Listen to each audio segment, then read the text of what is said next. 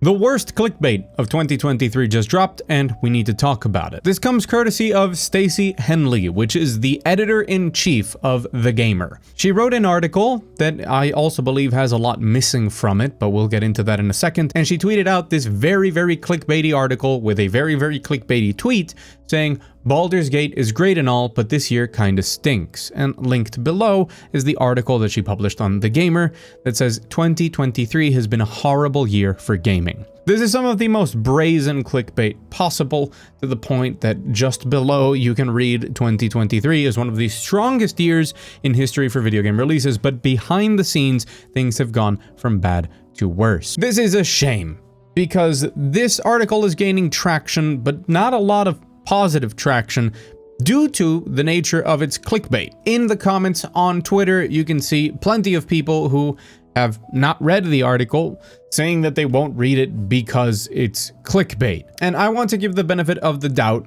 to Stacey because she's talking about something really important in the article. It's just I don't think this was the best way to gain attention. A lot of people have very immediately rejected this article, which I think is right. Clickbait is an art. It is necessary to make people pay attention to what you're doing.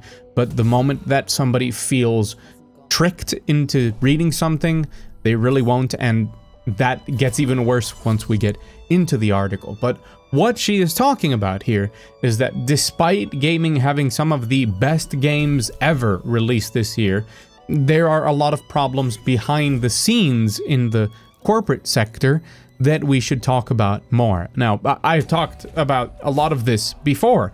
I've talked a lot about it in regards to Baldur's Gate 3 and exactly why that game manages to be so good by being more free from those corporate overlords and those shareholders. But yes, it's fine. We should talk more about it. But I also have a lot of criticisms of the article itself. But as I said, since it is an important topic, I want to delve deeper into it and talk more about it. Once we get into the article itself, the first thing the article does is admit how clickbaity it is by saying 2023 has been a great year for video games. Yeah, I know. Forget the headline for a second, all right? That's very difficult for me to do because I clicked on this article because of the headline, right? She then goes on to list a very long list of fantastic games that we've had this year, from Tears of the Kingdom to Baldur's Gate 3 to Resident Evil 4, mentions Starfield, Street Fighter, Metroid Prime, Sea of Stars, Final Fantasy, Armored Core, Dead Space, and how many games we still have to come, like Spider-Man, Mortal Kombat, Assassin's Creed,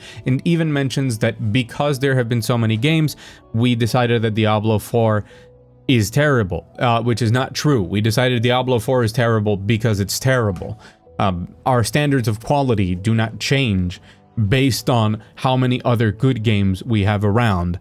We would play Diablo 4 more, but we would just be aware that it's bad, but we don't have something else to spend our time on. So just small correction there.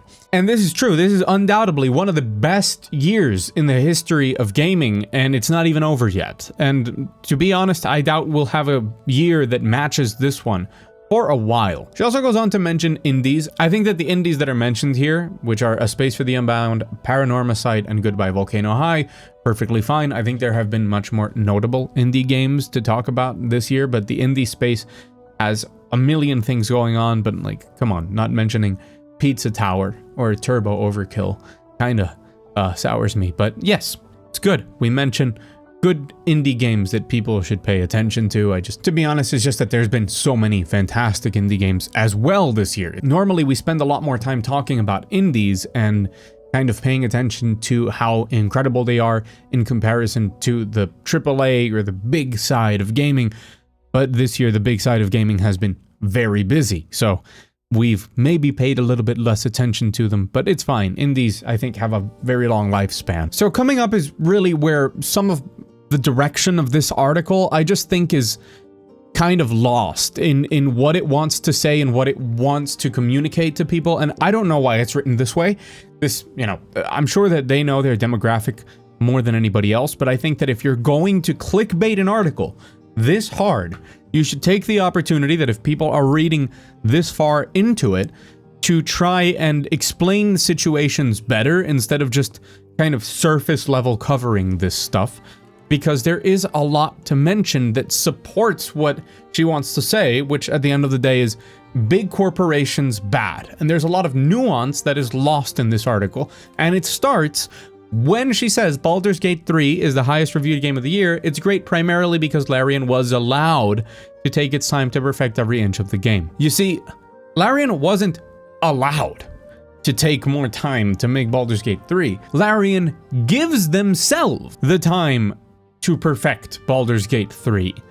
And that is an incredibly important part of this that I have covered before, that I mentioned from an article by Jason Schreier, mentioning that we really overlook that the reason that Baldur's Gate 3 can take its time and can put its priorities where it wants and can balance its finances the way that it does. A lot of the things that Baldur's Gate 3 does that are wonderful and they can allow themselves to do that other games in the AAA space is because Larian is an independent studio. Larian does not answer to shareholders, does not answer to these big corporations, and shareholders are going to be an important part of this article later on. And it cites articles that talk about these ginormous structures and how these big video game corporations work and criticizes that for how it affects quality. It's a really missed opportunity to mention, hey, Larian works because it's not one of those big mega structures, right? And this is something that I've seen a lot of people misunderstand on the internet. Larian is an independent studio. It is an indie. And people say that's not true because they have 400 something employees. Indie is not determined by the size of the studio. It's determined by the funding of the studio and who the studio answers to. Independent, in this case, literally means that Larian does not depend on anyone else in order to do what they do. They're not beholden to shareholders or to a parent company that is demanding certain results at certain moments of the year, and the game needs to be released here and it needs to sell at least this, and because we need to make this much money, we would need to implement these monetization principles. Having that freedom from the corporate machine that is like grinding down and demanding certain results from you lets you do all of those wonderful things that Baldur's Gate 3 does. A lot of things that are completely taboo in the AAA space at this point. Things including tons of missable content, a lot of polish before the game releases, and even the early access period that Baldur's Gate 3 went to is something that a lot of these dependent studios, if you prefer to call them that way, I think it's a better distinction here, can't afford to do. I'm talking about the years that Baldur's Gate 3 was in early access, not the new system of I'll charge you $30 extra for you to play the game on the real release date, or you can not pay me $30 and play it a week later. Let's call things what it is. If the game is completely playable 1 week early, it should be released 1 week early to everybody, but now we've invented a way of charging people to access games sooner. It then mentions that in the same week that Baldur's Gate 3 came out, BioWare announced mass layoffs, and all of the departments of BioWare were affected by this, which is a shame because, by the way, BioWare is working on Dragon Age Dreadwolf.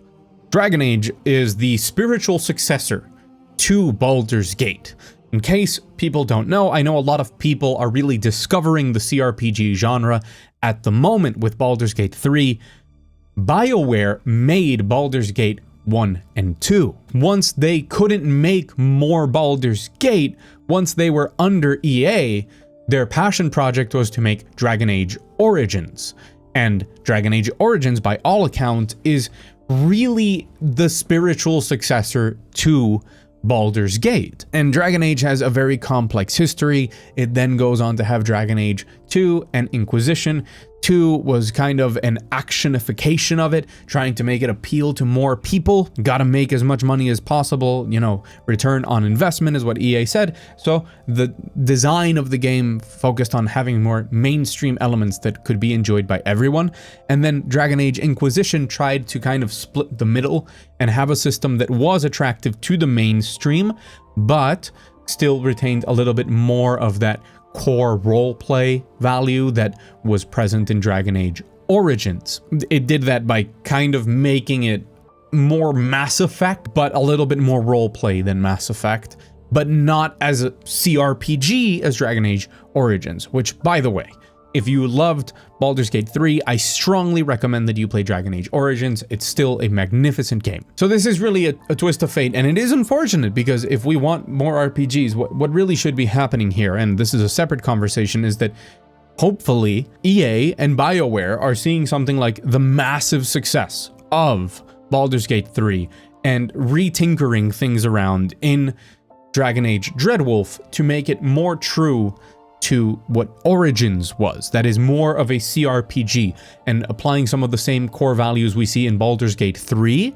and making that a better game because of it, hopefully. So yeah, it is very ironic that we're seeing the massive success of a game that really follows the legacy of the original BioWare as BioWare is seeing layoffs. It highlighted that Baldur's Gate is, for all its greatness, was the exception to the rule. And I strongly disagree with this. Baldur's Gate is not an exception to the rule as much as it is proof that making good games will net you great sales.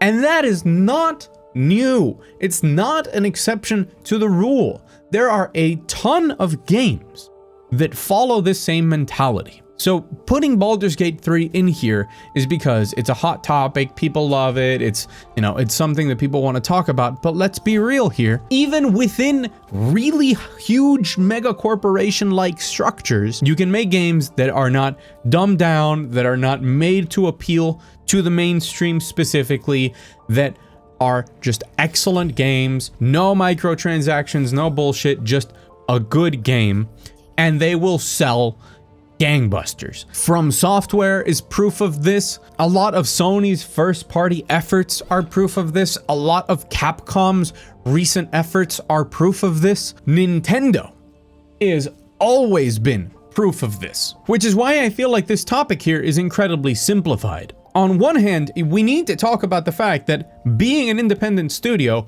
gives you the freedom to simply make a good game. And simply making a good game will net you very positive results when it comes to sales. But you don't need to be an independent studio. You need to be a company and a group of shareholders and managers and very high management positions that understands that concept. Which I know is like, well, mind-blowing, right? Like, oh, wow, you make a good product and people are gonna buy it? Crazy, right? Oh my god. We really are just losing our minds at this point. So yes, I really want to make that point that I understand why Baldur's Gate 3 is being used as the example for this article, because it's hot and it's trendy. But even there, we're not focusing on the main reason why this happens, why Baldur's Gate 3 can have this level of quality, and it's something that other people in the gaming space, specifically in the gaming journalism space, have said before. What's wrong with referencing the already written, very smart article by Jason Schreier? And now we get into another contentious topic. She says in the article, elsewhere, Microsoft and Sony have been engaged in a constant slugfest in which both companies say one thing in public and another in private, and this foundation-shifting acquisition of Activision and Blizzard is not being threatened in court because it harms workers who have fewer employment options post-layoffs, or as is unfortunately common in gaming after harassment settlements. Nor because huge conglomerates tend to kill off smaller creative studios in favor of throwing more bodies into the meat grinder, and then cites 3 projects by Activision, Tony Hawk, Crash Bandicoot, and Spyro the Dragon, were all offered in sacrifice to the almighty dollar in the past few years. So I have huge issues with this section. She then also says that no, instead, Sony is attempting to stop the acquisition because of Call of Duty, right? Because they think it's the most important thing. We have reduced the most important employee welfare issue of our times down to a fight over who gets to profit from the army game. There is so much nuance to the conversation about the Microsoft acquisition. There are so many things to cover, including how it affects workers, that really reducing this article, which once again is clickbaited to hell and back to make people click on it, and it fails to really educate people or take that nuanced approach to understanding it. And once again, there are a myriad of gaming journalists that have done an actual good job of covering everything related to it and the impact that it can have on everything, including workers. And the fact that it just focuses on Call of Duty while starting with Baldur's Gate kind of feels like a little bit of pandering that, oh, so let's talk about how great Baldur's Gate is, and Call of Duty, that's for people who don't really like video games, but it's the only thing that matters here. No. The Microsoft and Sony acquisition is a question of competition. It's a question of allowing competition to exist and where is the limit. And there are valid sides to that on all parts, because you could argue that creating this huge conglomerate will be bad for gaming, and you could argue that allowing Sony to have so much dominance without allowing the competition to grow in a way that can challenge that dominance is also a potential risk to consumers later down the line, because we've seen that both of these two giants in the console space, because we always tend to ignore Nintendo in these situations, by the way, when they are in complete control, do really bad things. Microsoft threw away all of the advantages that they had during the 360 era by implementing always online DRM in a console that takes physical discs. And Sony continues to get smart whenever they're in the lead, both in how much money they throw around to get third-party exclusives, as well as raising prices on games. And most recently, if you really want a sign of what it means to have control and therefore be able to do whatever you want without fearing the competition, they just raised PS Plus prices by an absurd amount. So we know that they're both trash when they're in the lead. And if they didn't have the competition to force them back in check, it could just be horrible all the time. So that competition is healthy for the consumer. Where is that line? And does the Activision Blizzard deal cross that line of offering healthy competition is a different conversation entirely. The focus of this article is how it affects the employees, and I think it's very disingenuous to just say that these conglomerates always kill creativity. We truly have not seen enough from the current Xbox team, from the current Xbox Microsoft sphere, to know if the real problem here is Activision, as we've suspected forever, right? As Activision Blizzard is basically a punching bag. Every single week they do something so incredibly stupid, anti-consumer, bad for their employees, whatever you want. Then maybe all of the rotten apples are just there, and by bringing those people in to work for infinite money Microsoft, maybe, and this is not me saying that it will, it's me speculating that it's a possibility and we shouldn't just start yelling before it happens, these people will receive better salaries, better working conditions, most importantly to avoid things like the rampant harassment in Activision Blizzard. They could be offered teams with more creativity. We don't know what the direction is going to be once Microsoft has more control over Activision Blizzard. For all we know, they could start pumping in more money because Microsoft is, a money machine and doesn't care, and then say, hey, why don't you guys create more teams? Why don't we even hire more people and try and create new IPs? Because they're desperate to compete at this point. So are all mega corporations bad? Yes. Is it possible that the transition from the super bad mega corporation to an even bigger mega corporation, but with a new center leader, could be good for the employees? Also, yes. We don't know. I am an eternal optimist, and I am frequently thrown back into the mud with proof that things are worse than I imagined. But I really don't think that situations can get worse than how they are at Activision Blizzard.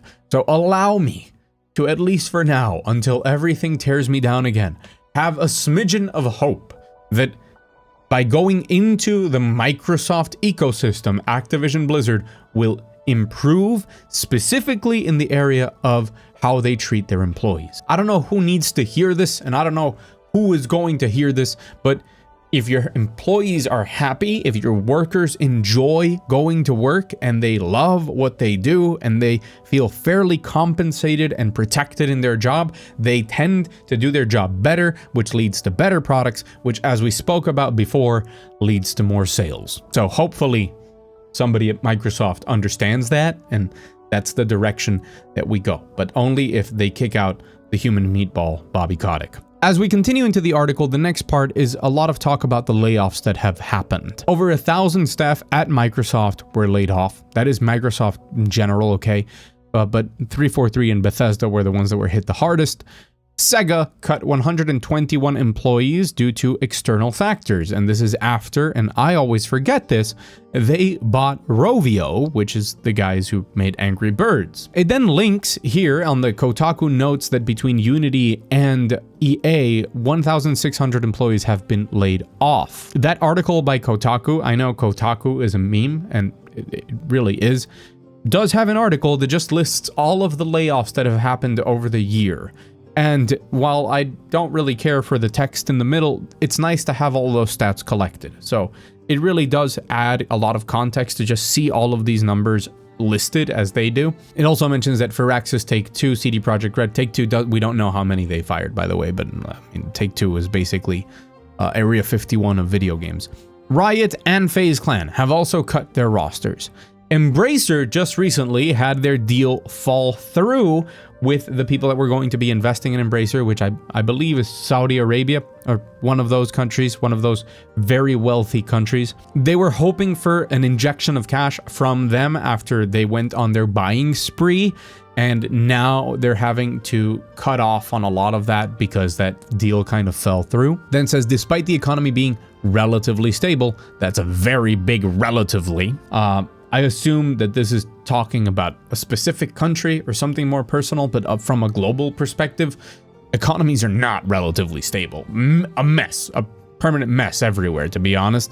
But, you know, some places more than others. And the sale of video games as a whole increasing, this is true, companies keep making cuts. Now, here is something that I think is really valuable to see, and I think this is pretty well articulated. It's an inevitable endpoint. Gaming might point to its higher profits than movies, television, and music, but they also have a much longer development cycle. Between Red Dead Redemption 2 and Grand Theft Auto 6, if we take the optimistic view that it will launch next year, there will have been 8 Taylor Swift albums and 15 Marvel movies in the time it took Rockstar to make one game. Rockstar can do this because it's Rockstar, and we know that anything that Rockstar makes, especially if it's going to have GTA attached to the name, is going to sell like hotcakes. Not only that, but they have GTA Online, as the article mentions. Other studios, however, are increasingly copying the model of long development cycles focused on premium experiences and hyper-realism, but they're not making Rockstar money. And it does make an interesting point here that E3 used to be this congregation of everybody just having their space by attending E3, saying what they want, while now it kind of feels more like an advertisement-centered system with something like Summer Games Fest. It says more commercially minded, because it does feel like to get on to Summer Games Fest, to get that spot in Summer Games Fest to show off your game, it kind of feels like you're paying for an advertisement slot. While on the other hand, at E3, everybody kind of had their own thing, and now those other things still exist. Like, we still have those big press conferences, but there's a lot of attention that's been shifted into how it's controlled with Summer Game Fest. It's kind of the place where the information comes from, and you take it from there. Before, it used to be this huge thing where all of the gaming outlets used to go there and play a ton of games and then give opinions. And I'm from a time where I remember like the E3 recap podcast from a lot of different sites talking about a lot of cool stuff and a lot of cool games. And to close off the article, just mention that, wow, this is all heading downhill when it comes to how the actual workers are being handled here. And I feel like it didn't make the point strong enough, and not mentioning Larian Studios' difference is critical to this, that the reason a lot of this is happening is corporate penny pinching on both sides. It's kind of there, and it's linked to a different article, and that's fine, but again, you're making people click on this, like, try and educate as much as you can. Games take a lot of people and a lot of money and a lot of financing to get going. And yes, they make a lot of money. But the reality is that even if a game makes way more money than it costs to make. That's not what big companies are looking for, generally. They are looking to appease shareholders and pay exorbitant amounts to their CEOs. And that impacts every aspect of game development, including laying people off to reduce costs, to try and find the most profitable thing, when not only is that terrible for all the people that work in game development, but it's bad for us as consumers getting products that are only really designed to make us spend money. Instead of giving us a product that is worthy of our money and us being excited to give money for that product and to play it and support it and love it, we're getting what we can get, and they're expecting us to pay for that. And that comes from the way that this entire structure works, from the top down, just having this corporate oversight and this allegiance to shareholders and just the structure of it. Can this work to make great games? Yes, this structure has worked before to make great games. For one reason or another. A lot of people will say, oh, well, Sony does it because it sells consoles. Sure, that's a valid argument, but what about something like From Software? Or what about something like Capcom? I'm not saying Capcom doesn't have scummy monetization systems, but they still put out excellent games that are just excellent and make a lot of money purely based off of how excellent they are. Now, of course, we can say the same thing about Microsoft and Sony, right? They just want to sell consoles or Game Pass subscriptions now, I guess. My point is that the system can work and has worked before. It's the realization that you can make so much more money by doing horrible things to consumers that has really shifted everything. That combined with the fact that everybody who seems to have power and money today seems to want more power and more money. And it doesn't matter how much that affects both their workers or the consumers. They're trying to make their workers miserable, making products that they don't want to make, and treating us like pigs that will eat anything that we're thrown in front. And I think that this clickbaity ass article talks about something that is really important, and I don't think it really does a good job of mentioning so many of the different important things that should be mentioned here. At the end of the article, she says, I'm enjoying 2023's games, but I'm still worried about where we're headed. She mentions that she's afraid that this is going to be a cornerstone of how the industry might just descend and go into worse conditions for workers, more predatory schemes, more horribleness everywhere. But it doesn't hammer home enough the point that there are plenty of examples that consumers understand this, and the ones that don't need to be educated about it, that good games make money. Not as much money as horrible games. And the reality of this situation is that there will be a blend of those two things existing at all times. And what we can hope for the most is that we keep getting excellent games, and that those games that try and make as much money as possible, your gachas, your free-to-plays, all your predatory monetization schemes, are at least excellent games, and that the workers that work on them are treated as best as possible. Because that trash isn't going away, and honestly, some of that trash are excellent games that just have really overpriced cosmetics. And I think that's perfectly fine. If the game is great and you don't need to pay to get the most out of the game, and people want to pay for the rainbow-colored rifle, that's fine. Like, that's a choice that people make. And if you complain that the rainbow rifle is expensive and it does absolutely nothing for you in-game, I mean, that's your choice, and you're choosing to support that. And sometimes I think that's okay. I genuinely do, that sometimes these games are excellent, and throwing them a bone from time to time is a good business model. So hopefully those games continue to be great, and the ones that are bad fail. And at the end of the day, it doesn't matter if it's in the realm of make as much money as possible, or in the realm of we just wanted to make a really good game. We keep making really good games. Anyways, that's my thoughts on this. I think this video is longer than I wanted it to be, but I'm Mugthief. If you like this video, if you like my takes, if you like what I have to say, then go ahead and subscribe. We've been growing a ton, and it makes me really happy. Leave a comment below with whatever opinion you have. I read through all of the comments. And of course, leave a like on your way to the comment section, because that helps this video reach more people. And I think that this article, for everything that it does wrong, is something that more people need to be aware of. And a lot of what I'm saying in this video, I think is very educational and important for people to hear as well. So any sort of engagement and interaction you can have with this video helps spread it further. And I think that's valuable. So thank you so much for watching, and I will see you on the internet.